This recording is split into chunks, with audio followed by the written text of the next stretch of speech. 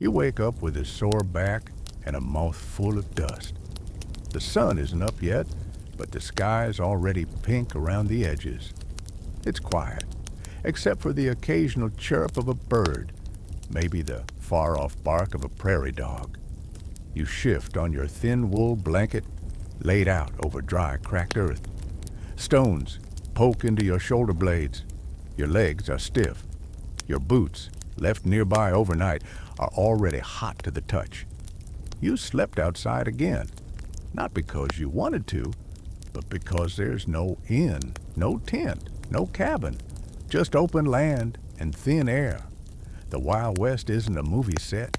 It's a collection of hard realities strung together by long distances and short supplies. You sit up slowly. Everything aches. Your shirt is stiff with dried sweat and grit. Your face is coated in a fine film of dust. You spit, hoping for relief, but your mouth is dry.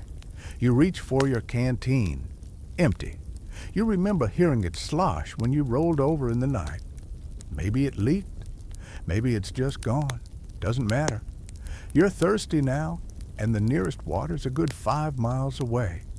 That's 5 miles of flat, unforgiving dirt trail. No shade. No promise of a stream at the end. Just a memory of where it might be. You shove your feet into your boots. They're tight. Still damp around the heel from yesterday's sweat. The leather hasn't softened. Blisters are already forming. You groan quietly. No one's here to hear it, but you do it anyway. Your hat's bent from where you slept on it. You shake it out, place it over your forehead, and start walking.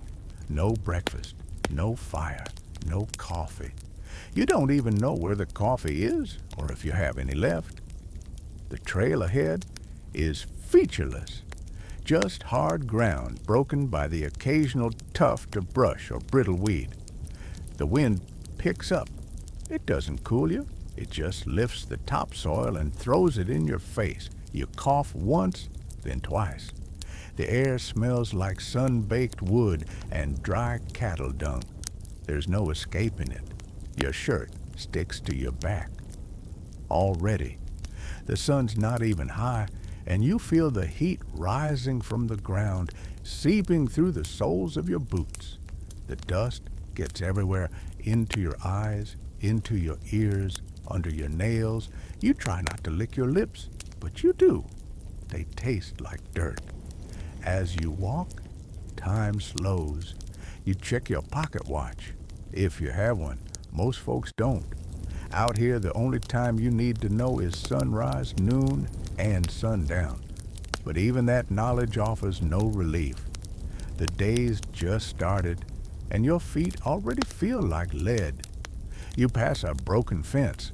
A wagon wheel lies abandoned beside it. Someone tried to go somewhere once. Didn't make it. Probably walked the rest of the way, or turned back, or didn't turn back at all. The land stretches forever. The horizon is a mirage. You think you see movement in the distance. Maybe a bird, maybe a coyote, maybe just heat shimmer. It doesn't matter. Nothing's coming to help you. You keep walking. Somewhere to your left, a rattlesnake slithers out from under a rock. You hear the warning buzz. You freeze. You know not to move. You wait. It disappears into the brush. You exhale. That's the rhythm out here. One moment of tension, then a long stretch of nothing, then another moment, then more walking, always more walking.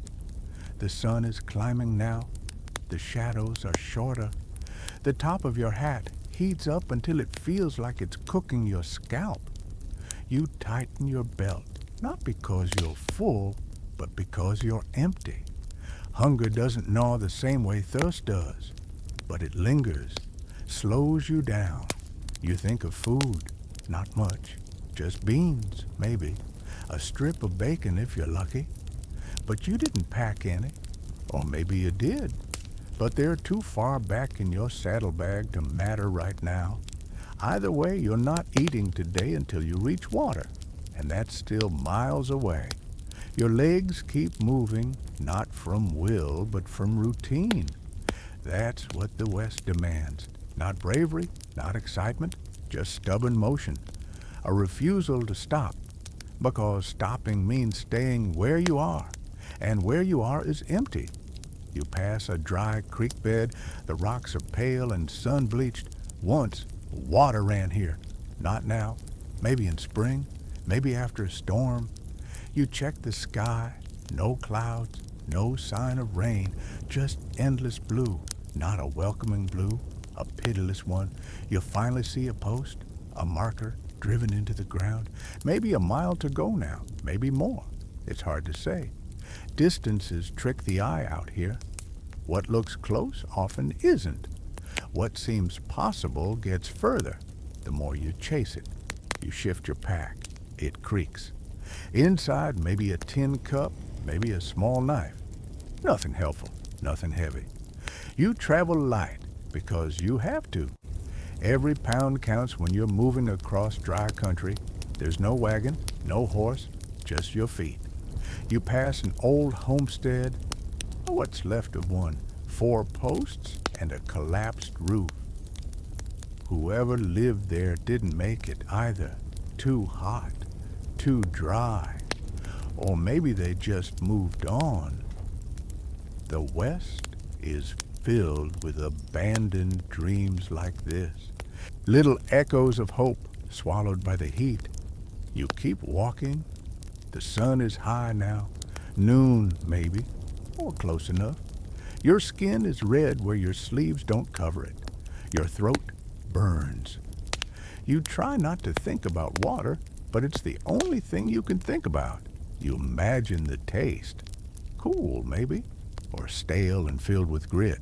Doesn't matter. You drink it anyway. A buzzard flies overhead.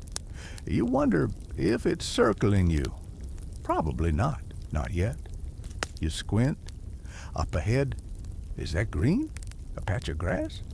You hope it's real. You don't speed up. There's no energy for that. Just the same slow steps, one after another. Left, right, left, right. You start talking to yourself, quietly, just enough to remind your mind that it's still inside a body. You say anything, you count steps, you name tools, you list the days of the week, not for fun, for sanity. You reach a bend, the ground dips, a narrow trail leads downward. Shade, maybe. Your boots scrape against loose rock. You slide once, catch yourself, keep going, then finally you hear it. Not loud, just the faintest trickle. A creek, real this time. Thin brown water winding its way through pebbles. Not much, but enough. You kneel, your knees pop. You dip your hands in. It's warm, tastes like dirt. You don't care. You drink, you breathe, you made it. But now it's time to think about food, about shelter, about walking back, or walking forward. Because out here, nothing ever really ends. And you're still in the Wild West, just one day in. And you're already tired. You smell the cattle camp before you see it. Smoke drifts low through the air, dragging the scent of burnt wood and scorched iron. The smell of animals is stronger now. Not the sharp stench of a barn, but a thick, earthy musk. Dried dung, sweat-soaked hides, and hay that's turned sour. Somewhere nearby, something metallic is boiling over fire. It doesn't smell like food, not exactly. You step into camp. No fences, no signs.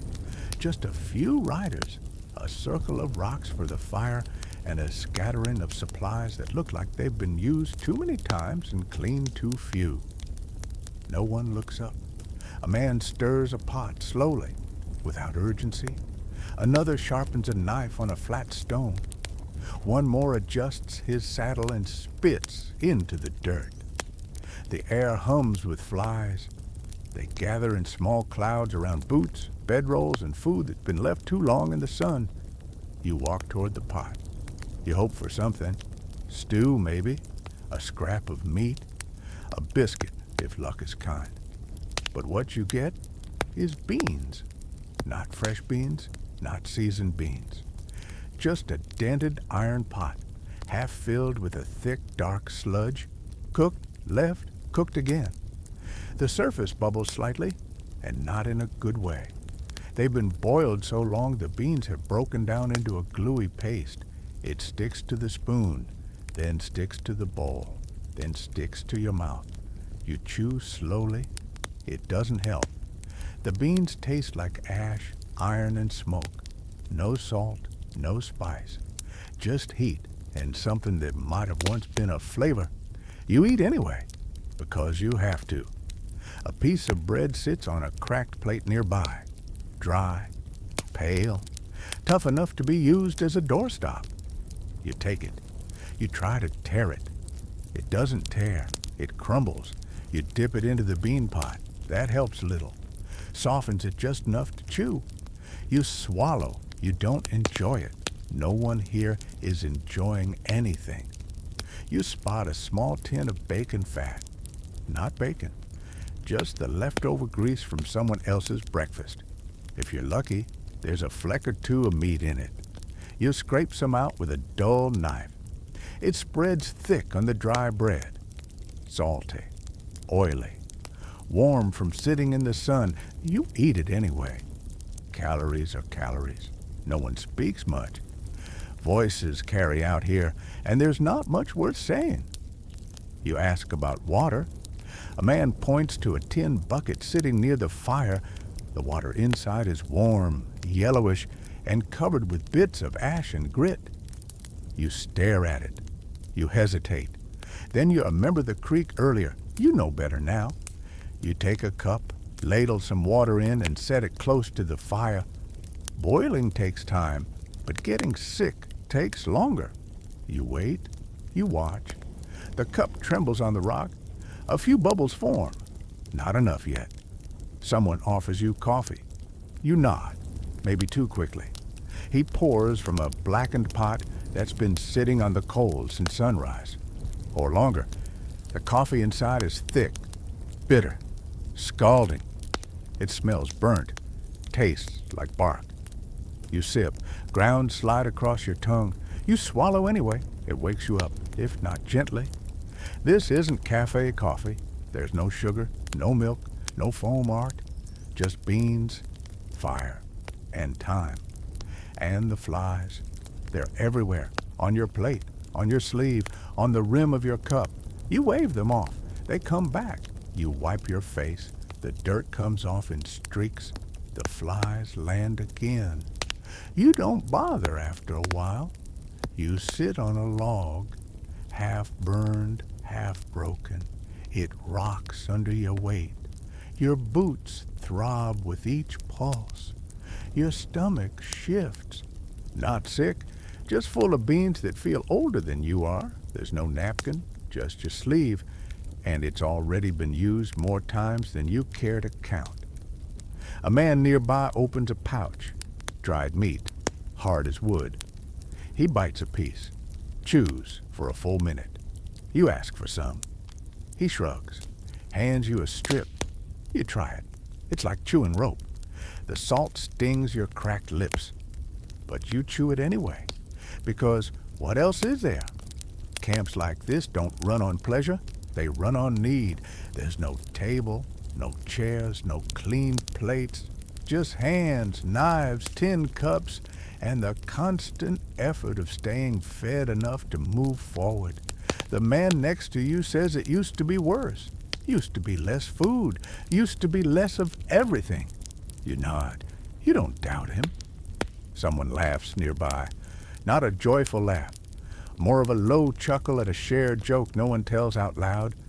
Maybe about the beans. Maybe about the flies. The fire pops. The smoke blows sideways.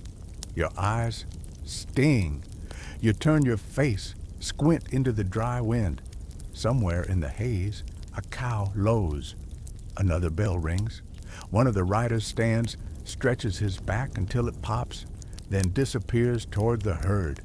You finish your coffee. You consider seconds, then don't. Someone refills the pot with water. More beans, always more beans. Someone else pours more grounds into the same blackened coffee kettle. No measurements, just a handful. They don't rinse the pot. They don't change the water. They don't care. The sun climbs. It's hotter now. You sit still, trying not to move, trying not to sweat. Doesn't help. Sweat comes anyway. A breeze picks up. It's not refreshing, just enough to move the dust. A small whirlwind dances through the camp, picks up some ash, and spins it through your food. You cover your plate with your hand. Too late. It's already in your mouth. Someone sharpens a tool nearby. The rasp of stone on steel repeats. Steady. Slow. One more sound in a day full of sounds that feel endless. You look around. No one looks comfortable. No one looks clean. Everyone smells like smoke, leather, old coffee, and something else you can't name. The scent of too much sun on skin, too many meals from the same pot, too many nights without change. A man burps, another spits. Someone starts humming a tune, off-key, slow, and without purpose. You check your gear. Nothing's missing. Not that you have much to lose. A pocket knife, a pouch of tobacco, a small mirror cracked in one corner, maybe a journal if you're sentimental. But there's no time for journaling. The cattle need driving. The supplies need loading. The camp needs packing. You stand. Your legs protest. Your back resists. You stretch your arms and feel the pull of sunburn beneath your shirt. You sigh. Another man stands with you. He says nothing, just nods toward the trail ahead. The food wasn't good, but it was enough. Barely. The coffee was terrible, but it was hot. And now, it's time to move again. Because in the Wild West, meals are not breaks. They're pit stops, moments stolen from the road, long enough to chew, not long enough to rest. And so you go. The fire smolders. The flies follow. The trail stretches on. And the beans? They'll still be there tomorrow. The day ends. You're sore, sunburned, and covered in dust. You lie on the hard ground, wrapped in a thin wool blanket. Coyotes howl. Mosquitoes buzz. Your back aches from the saddle. And just as you close your eyes, someone shouts. A horse is gone. You get up.